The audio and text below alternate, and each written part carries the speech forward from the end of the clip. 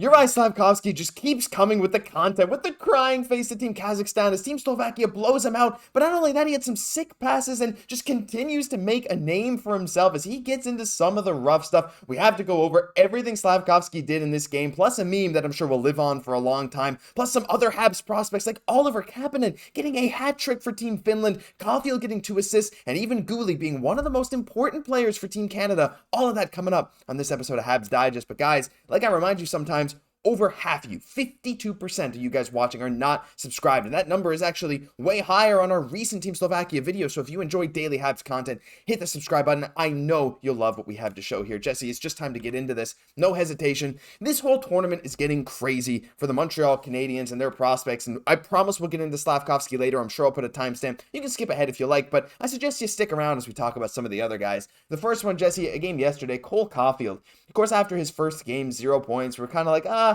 when's he going to get it going? Well, against Team Germany, he sure got it going with 2 assists, 4 shots. He even took a penalty, was a +1 in 15 minutes. It finally looked like Cole was getting back to Cole, and that playmaking, Jesse, is something that we've been seeing him improve all season, and it's nice to see him finally get rolling for Team USA because, like we said, I think this could be a huge tournament for him. Yeah, that's it. Nice to see him playing the bumper on the PP as well. And what we're seeing was a common theme at our Canadiens players at this World Championship is battling in front of the net, kind of contributing, helping make goals happen by kind of scrambling, getting in there, poking away at it. So really nice to see not only bringing the skill to Team USA, but also the heart as well. Yeah, exactly. And that's something that not only Caulfield, but the rest of the Montreal Canadiens really want to bring to their teams, that effort, that edge. But the thing with Cole, Jesse, is when he's out there, you can see how much he's enjoying himself, despite having one of the more stern headshots. I feel like he's just out there having fun. Him with Trevor Zegras. Hey, I'm just saying. I look, we're still very much anti-Trevor Zegras, like coming to the Habs, especially if it's for any crazy price, but he does have chemistry with Cole Caufield. That's something that we exhibited. Is it changing your mind at all, Jesse, or are we still, before we move on to Guhle, are we still both very much, let's stay away for now? Oh man, he did score a really nice goal though, showing amazing hands, going top cheese in that game. You know, the chemistry's there. It is tempting.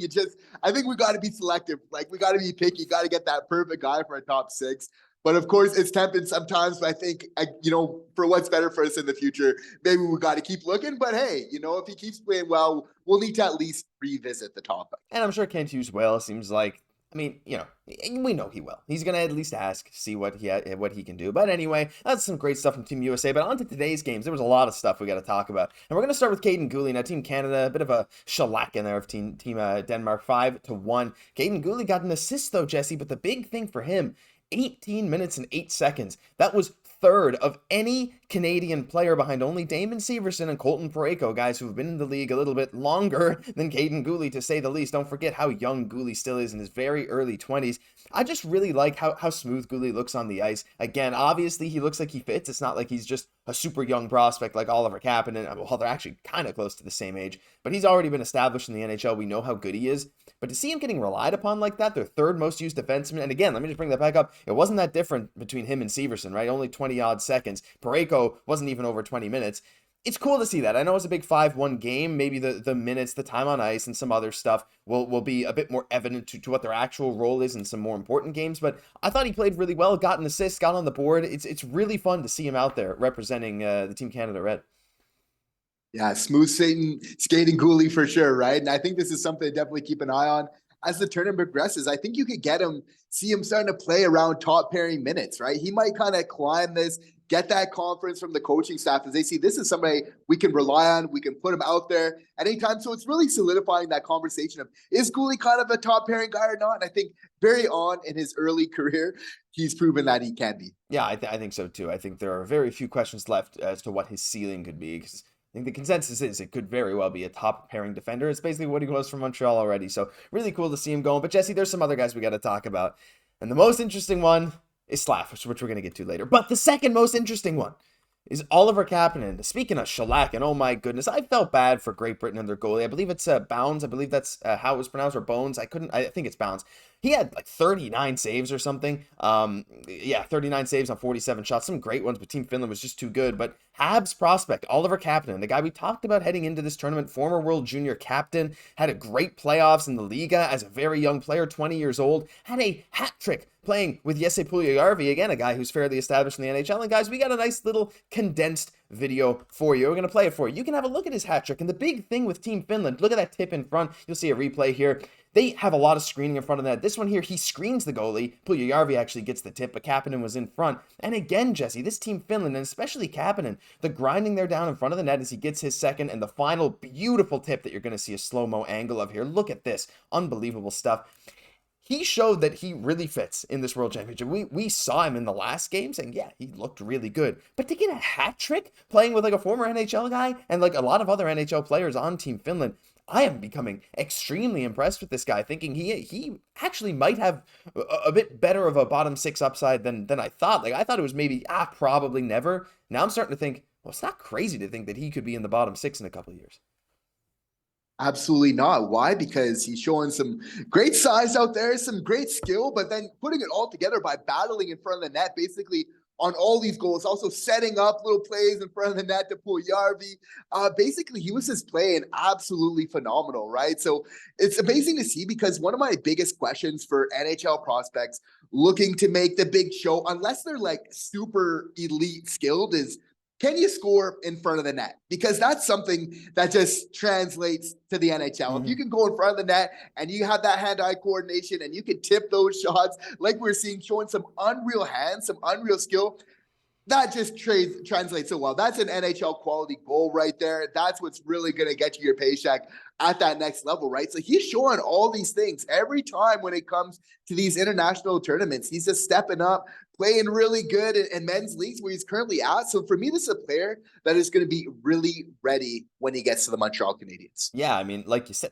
being able to screen, being able to tip pucks, being able to grind in front of the net, that never really goes away, especially when you're playing against like men, professionals here at this World Hockey Championship. But also it feels like any line he's on does well, and he also fits well with almost any line. That's something I really like about Kapanen. He kind of stands out no matter who he's with, and you kind of notice, oh, yeah, this guy's pretty good. So wanted to show you guys that. Go rewind, watch that hat trick again, because it's honestly pretty impressive. No fancy dangles, but you really don't need to when you're a guy like him. Super excited. But Jesse, it's the time we've all been waiting for. We got to play the Slav stuff again. My gosh, what a day from him. The between the legs pass. He only had one assist on the day, but look at this, getting thrown to the ground. He actually said, you put me on the ground, you have three people coming after me. I got to prove to you that, I can mess around with you again. Very much paraphrase. And of course, he said he shouldn't maybe taunt.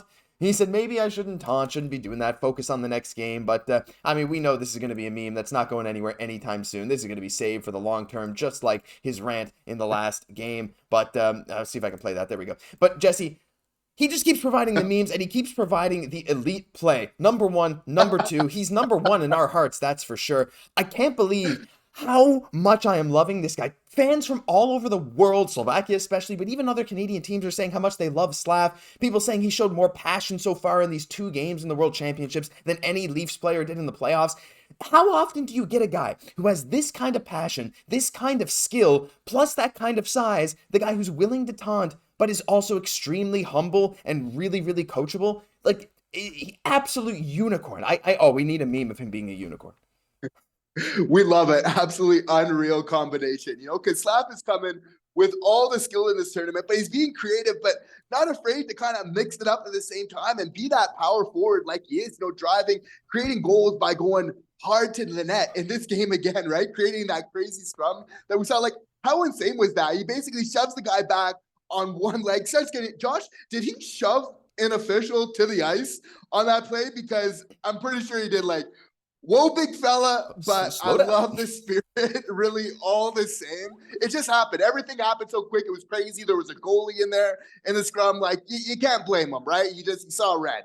He just blacked out for a sec there, but just nice to see him really competing. And again, just, being a playmaker out there again, because we know that that's such a big part of his game. We know the shots there. We know that net front presence, but he prides himself off of, because he sees the game always, I would argue, 1-2 steps ahead of your average player. So that's what makes him such a great playmaker. We see he's really orchestrating play on the offensive zone, setting things up. obviously for the benefit of Slovakia in this game. Yeah, for sure. I actually didn't show the final score. I forgot about that. It was 6-2. They beat Kazakhstan pretty handily. The two Kazakhstan goals were also not amazing, but the shots were 42-16. Yeah, unbelievable stuff. I mean, he's just doing some insane stuff. The skill, Jesse, along with the size, like, again, one assist, but he was driving so many of the plays, right? And a lot of the Slovakian goals were on Kazakhstan lapses. I mean, Slovakia was dominating this game left, right, and center. But again, like, just these little moments. We've seen him make, like, between the legs. Remember that behind the back pass he did in the Habs game this year where his stick was fully behind the back? These little subtle things. Yeah.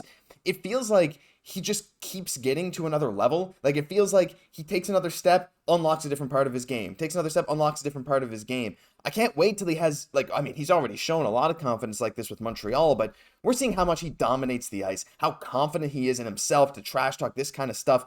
This is going to come to the NHL eventually. Can you imagine him in a playoff game after seeing this? This is what we're going to get when we see Slav in a playoff game. This kind of craziness, this kind of chaotic play while still being disciplined and still improving every night. I can't wait. Like, this is just filling me with indescribable amounts of hype. He's going to be blowing the roof off the Bell Center, right? Because when you can kind of mix it up like Slavzilla, he's just going to be tearing it. He's coming in. This guy is built for playoff hockey. He's a beast, right? Because especially when you have the skill, being so creative out there, that's what's incredible. Because that's what the Montreal Canadiens need the most, the skill. And a lot of people are saying, well, okay, in free agency this summer, should we get like a point per game guy? A lot of Habs fans, a lot of media now are saying, wait, I think we got one here, right? But just that combination, again, like you said, perfect for the playoffs. Like, he feeds off that, especially a guy that really wants to win. But you see, being creative, doing dynamic plays in the offensive zone, tremendously talented, but then being able to put it all together in a way that actually serves for winning hockey, right? That's what it's all about. That's what Slav's all about, and he's ready to take it to the next level. Leave some love for Slav, Chadkovsky, Slavzilla, whatever you want to call him, down in the comments down below.